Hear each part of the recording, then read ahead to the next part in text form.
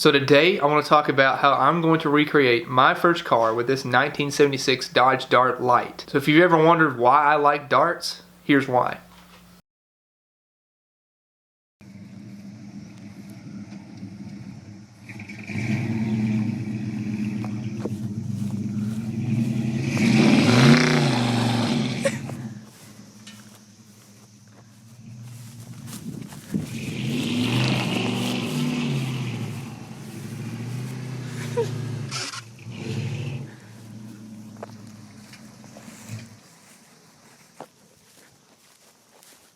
That's not good.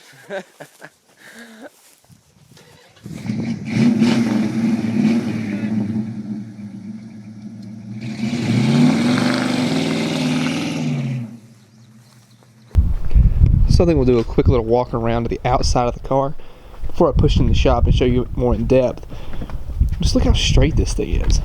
The only little piece of Bondo I could find was whatever happened here. It looks like there might have been a dent, so they just filled it in. I'll have to check on the inside of the door, but that's really it. That and right here, those are the only dents I could find in this entire car. As you can see, lower quarters are solid. This car has never been touched. It's been primered. They sanded it, took it apart because he was wanting to make like a pro touring deal out of it. I don't really know, but no, it's straight. It's a lot nicer than my first car was, because my first car had a vinyl top. Every bit of this right here was rusted out and I had to replace it. As you can see, it's 76. Mine was a 74. I've got the grill for the 76, but I'm going to put a 73 or 4 grill in it. I've actually got one, but it looks really solid. I'm impressed by it. Open up the door here. You can see the floors. A little bit of rust right there, if we'll focus. Yeah, see, a couple pinholes, nothing major. Can replace that easy. But it was this original powder blue. You can see it in the door jamb pretty well. Basically the same color as my truck here. Kind of a really light pale blue, but same color. But the best part about it, that right there, that floor hump. We'll talk about that when we get it inside. Haven't washed it, haven't cleaned anything up yet, so it still looks pretty nasty. But what happened looks like they sanded it, and then they primed it, or just did like a rattle can deal. So the original paint is probably still under there, but as you look here on this body line, where they sanded it through, it's rusted through. So there's no hope of like bringing back the original color like I thought. But I mean, what I'm thinking, we might be able to go with that.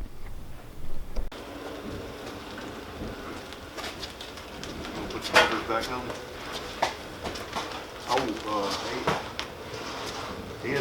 Alright, so we're inside. Now let me kind of explain what this car is. It is a 1976 Dodge Dart Lite.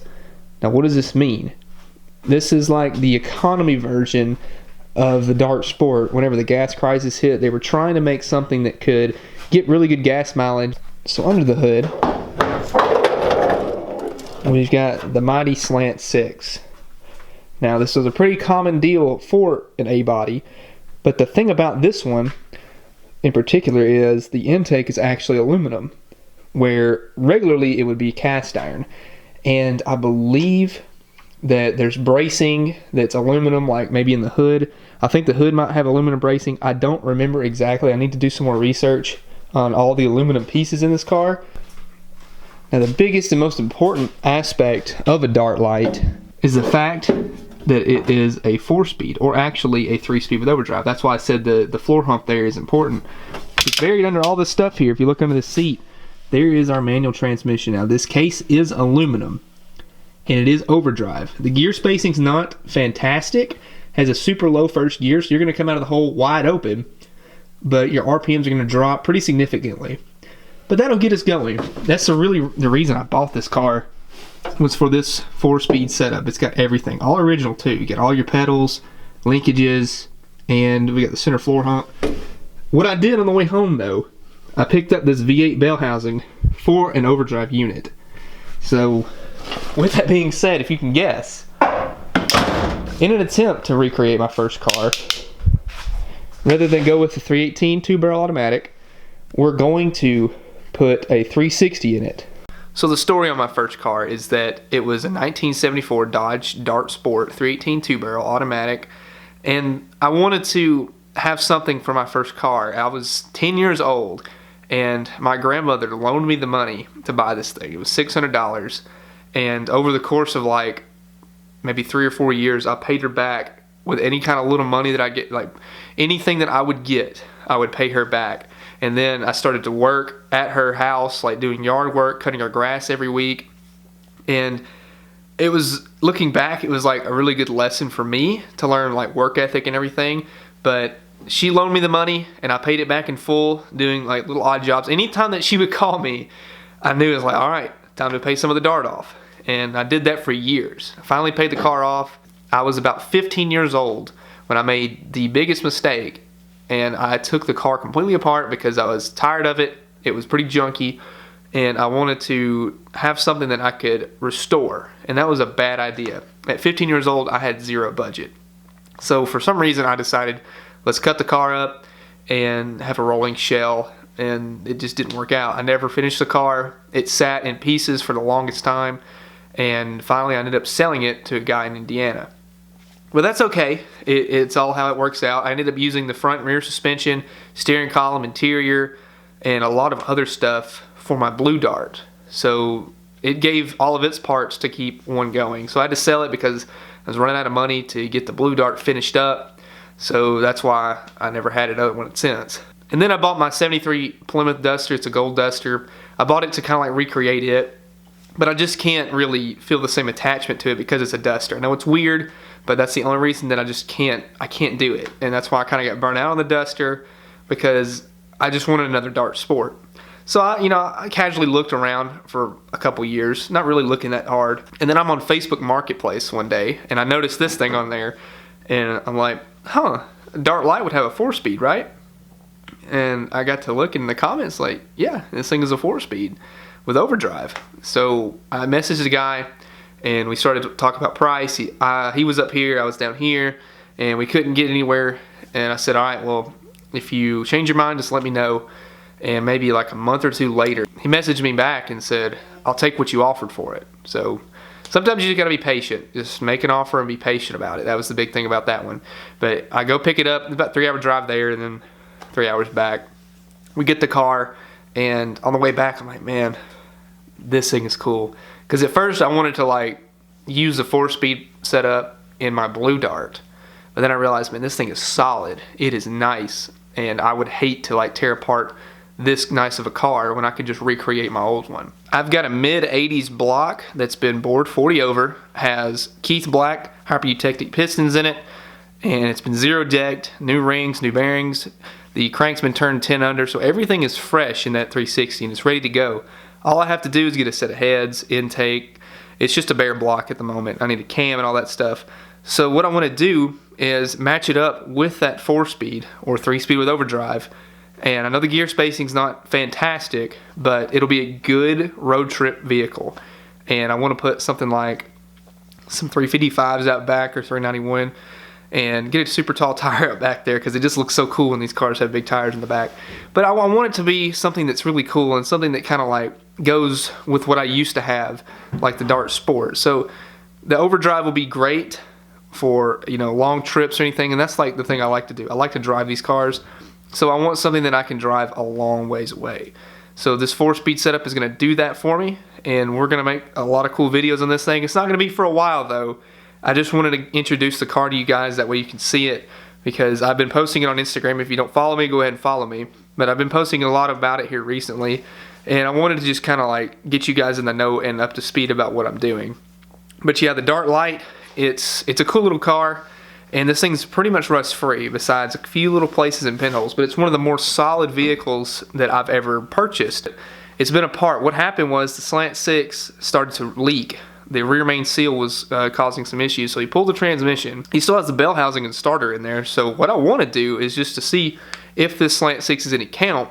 I want to put a battery in it and then try to start the thing. I don't know if it's going to run or not, but I don't know. I just like to try it just to see, because if we have a good running slant 6, we can use that for other stuff. So let's go over a few of this car's options. Like I mentioned, we have this aluminum intake, and then we have the slant 6 225, obviously, and then we have the aluminum bell housing for the slant 6 with the aluminum overdrive unit. That's like really what makes this car what it is. We've got aluminum bracing for places, and then we've got front disc brakes, which makes it a large bolt pattern, and then large bolt pattern in the back, which is 5 and 4.5.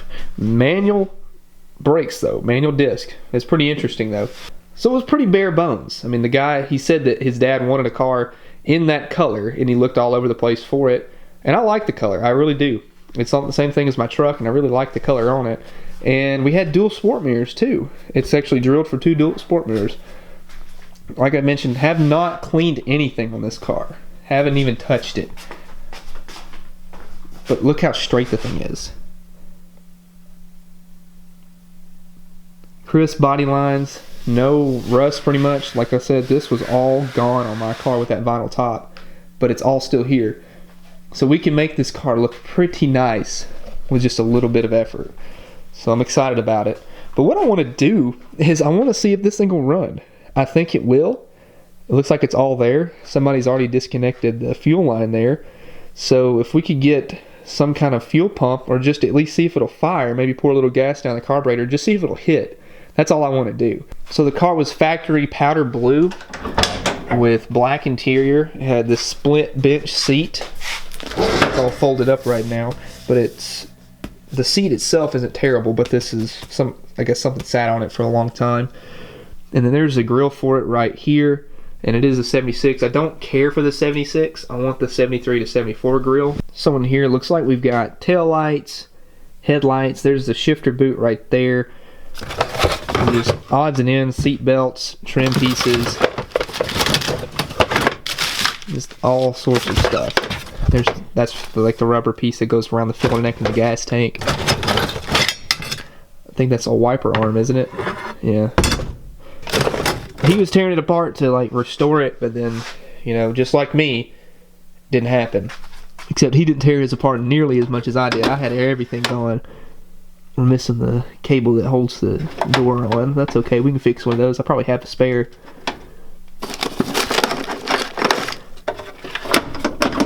I like the fact that it doesn't have the wood grain. I don't really like the wood grain on these cars, and it doesn't have the holes for that.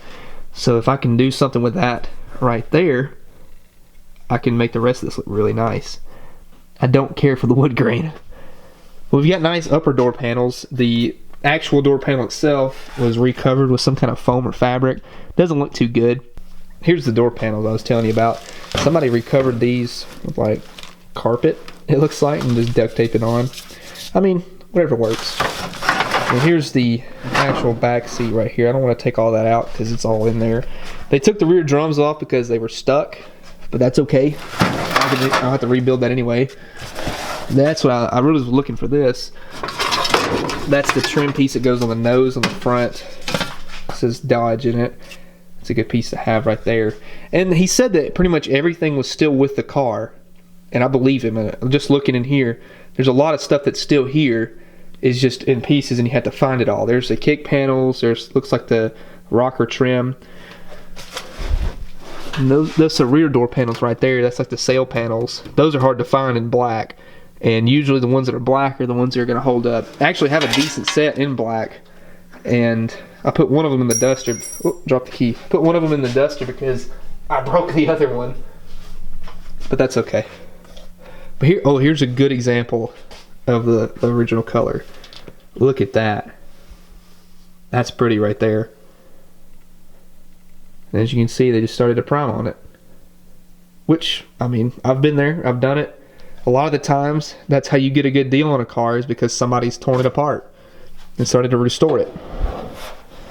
I remember my first car, it had one of those direct connection spoilers that it would slow. It was like a ducktail.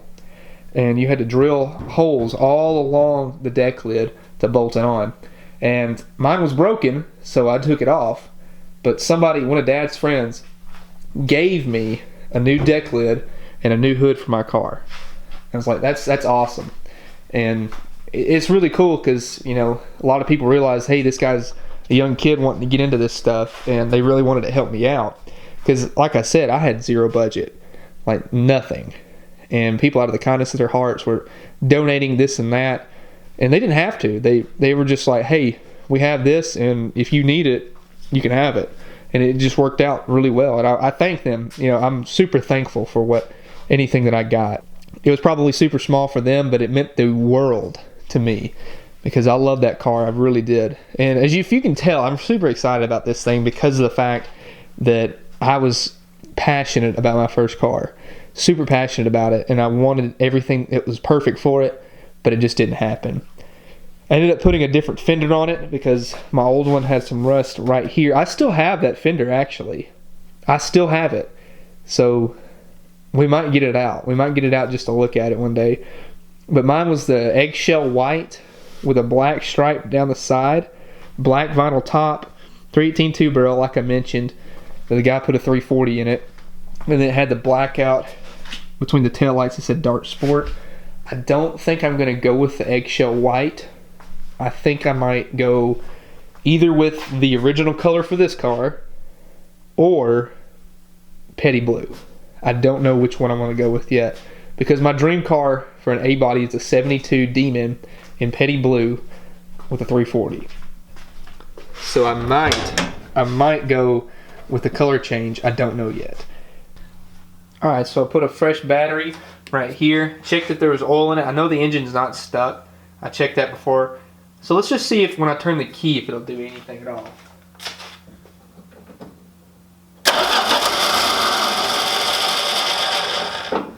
Alright, that's promising. I haven't put any gas in it.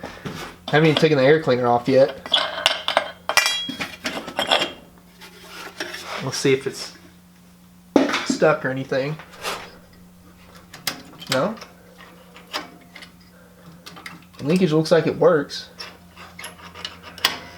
What we might do is fill up the vent tube for the bowl and then see if it'll actually run. Okay, the bowl's full. Now we'll go ahead and see if this thing will run.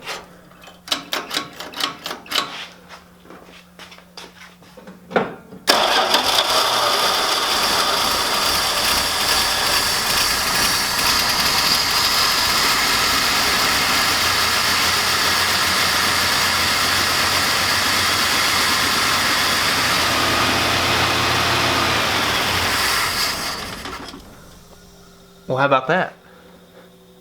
It doesn't get any easier than that, guys. Wow. It started to stumble a little bit, you could tell, and then it cleared up. Wow.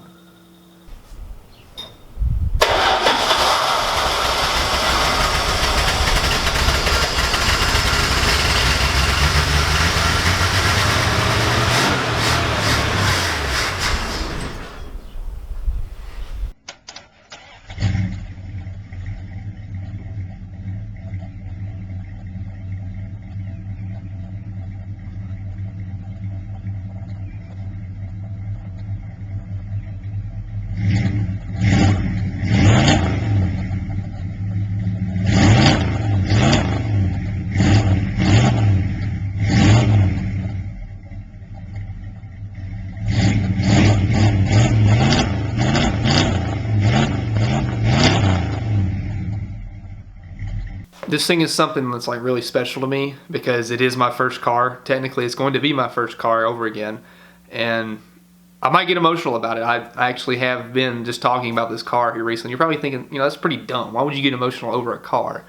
But it's different. It's definitely different for a car person. And you know you have that special attachment to your first car. So in the comments, let me know what your first car was, what happened to it, or if you still have it. And I wish I still had mine, but I'm going to make my very best efforts to get this thing going to what it used to be like my first car. Sorry that this has been kind of just a talking video. I know we started the car, but it's been a lot of talking. I just wanted to let you guys know the plan for this car and kind of give you an up-to-date view of what I want to do with it. It's not going to happen for quite a while just because I've got so many other things going. Like I want to finish the Charger before that even happens. But this car is definitely going to be put away and hopefully be our next project once the Charger's finished. So bear with me. If you're excited about this, I am too. Don't even like question that. I'm definitely excited about it. So what's up next? So don't even worry about that. It's going to come back.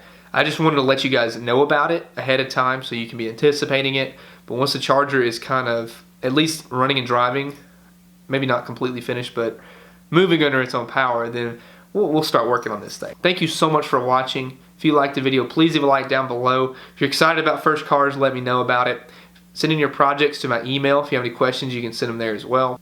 Order your t-shirts and your stickers. This will definitely be supporting this car right here and any car that I own. I mean, we got 100,000 subscribers just a few days ago, and I didn't acknowledge it, but I want to now. So thank you so much to each and every one of you for subscribing, because it means the world to me.